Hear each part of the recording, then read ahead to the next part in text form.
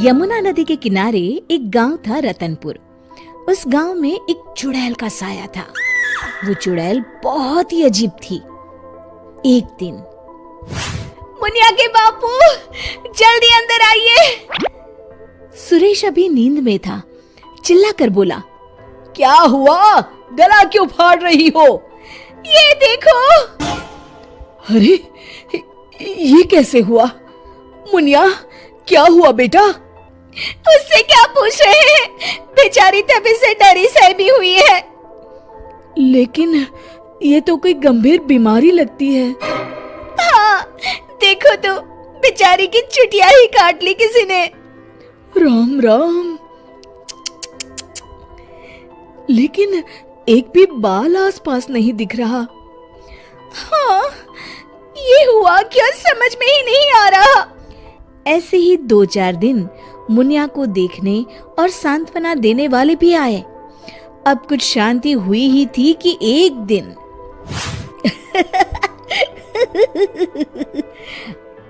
क्या हुआ रामू? तू हंस क्यों रहा है? अरे गागा, वो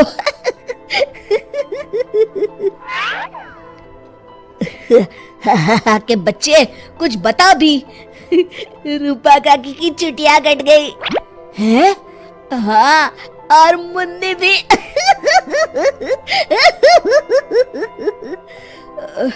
अच्छा, पर काहे? आप भी पूछ लो। चल कर देखता हूँ। क्या हुआ मुन्नी? ये क्या हल्ला मचा हुआ है? तभी मुन्नी बाहर आती है। ये का सुन रहा हूँ? कैसे हुआ सब? अरे का बताएं चच्चा, रात में रोज की तरह खा पी के सोए और सुबह देखे तो अरे राम राम। पहले तो मुझे लगा कोई बीमारी है, लेकिन ये तो लगता है पक्का किसी डायन या चुड़ैल का काम है। अब तो रतनपुर में ये औरतों की चोटी काटे जाने वाली खबरें आम हो गई। अगले ही दिन, सरिता, आज बहुत गर्मी है, मेरा बिस्तर बाहर लगा देना। जी ठीक है। सरिता ने रमेश का बिस्तर बाहर और अपना और चुनिया का आंगन में लगा लिया। रात में रमेश को प्यास लगती है। बड़ी प्यास लगी है, लगता है सरिता ने पानी नहीं रखा। कोई नहीं, खुद ही ले लेता हूँ। अंदर जाने पर वो देखता है कि सरिता के बिस्तर के सिरहाने चुड़ैल खड़ी है। वो एक हाथ से सरिता की चोटी पकड़े हुए है और चाकू से उसकी चोटी काट रही है। वो जोर से चिल्लाया, चुड़ैल, बचाओ, बचाओ, चुड़ैल। सरिता और चुनिया उठ गए। गांव वाले भी फौरन आ गए।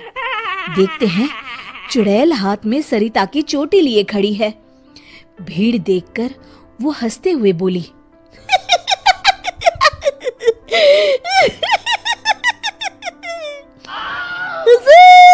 आते आते बहुत देर कर दी।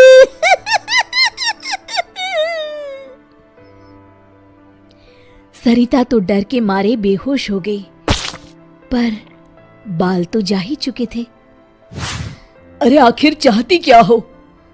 पर चुड़ैल उनकी बात अनसुनी करके सरिता की चोटी घुमाते हुए सबकी आंखों के सामने गायब हो गई। चोटी वाली चुड़ैल की खबर जंगल की आग की तरह पूरे गांव में फैल गई और गांव में बातें चलने लगी। मुनवा, सुना है कल तेरी भाभी की भी चोटी चुड़ैल ले गई। हाँ, उन्हीं के घर मिलने जा रहा हूँ। वैसे तो ठीक ही रहा, कम से कम अब सर पर पल्लू तो टिकेगा। हाँ, ये बात सही कही आपने। इतना कह के दोनों वहां से चले गए। इसी तरह चुड़ैल का डर सारे गांव में बढ़ता गया और लोग घर छोड़कर वहां से जाने लगे। तभी कुछ गांव के लोग आपस में बात करने लगे, क्यों ना सरपंच जी के पास चले। हाँ, सरपंच जी ने दुनिया देखी है, कोई ना कोई उपाय ढूंढ ही निकालेंगे। हाँ, चलो। और सभी गांव वाले सरपंच जी के घर पहुंच गए। समस्या सुनकर सरपंच ने कहा, समस्या तो सच में गंभीर है।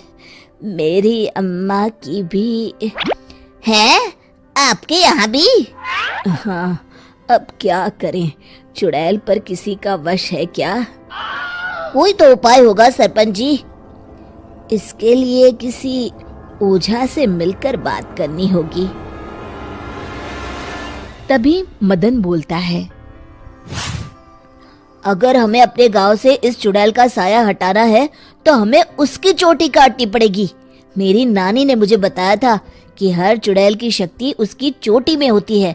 अगर हम किसी तरह उसकी चोटी काटने में सफल हो गए तो उससे अपना गांव छुटकारा पा जाएगा। बताओ कौन जाएगा चुड़ैल के पास? मैं उसे बताऊंगा कि क्या करना है। अरे मदन भैया, हम मुखिया जी के पास आए हैं मदद मांगने, वही जाएंगे।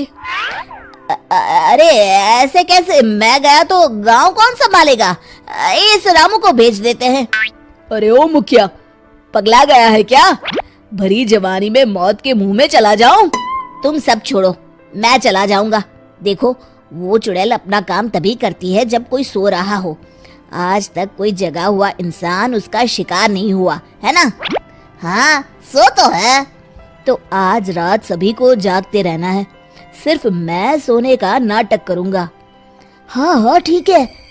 फिर मदन नकली चोटी लगाकर और साड़ी पहनकर पंचायत के चबूतरे पर ही सो गया।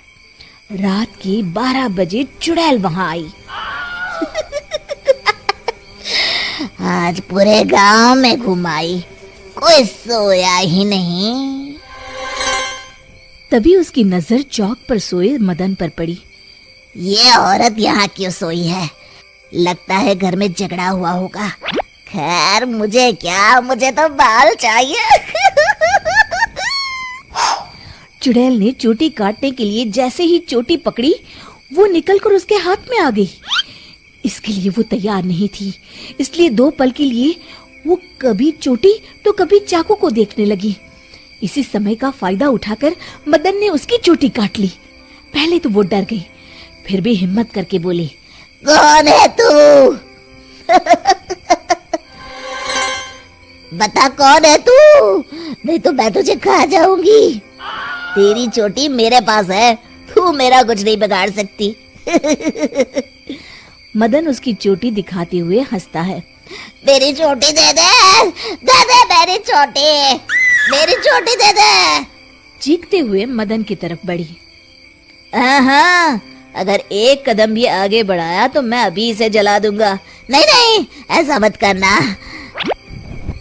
नहीं करूंगा, पर एक शर्त पर। हाँ, मुझे तुम्हारी सब शर्तें मंजूर है, बस ये चोटी दे दो। अभी नहीं, पहले ये बताओ तुम इन बालों का क्या करती हो? मैं इन्हें एक कुएं में डाल रही हूँ, उसे भरने के लिए। वो क्यों? जब वो कुआं भर जाएगा तो मैं सबसे शक्तिशाली हो जाऊंगी। चलो वो कुआं मुझे दिखाओ, वहीं तुम्हें तुम्हारी चोटी दे दूंगा। चलो ये चोटी मुझे दे दो, इसकी मदद से हम जल्दी पहुंचेंगे। नहीं नहीं, मुझे जल्दी नहीं, पैदल ही चलते हैं। वो मदन को लेकर चलने लगी और गांव वाले भी जलती हुई मशालें लेकर उसके पीछे पीछे आ गए।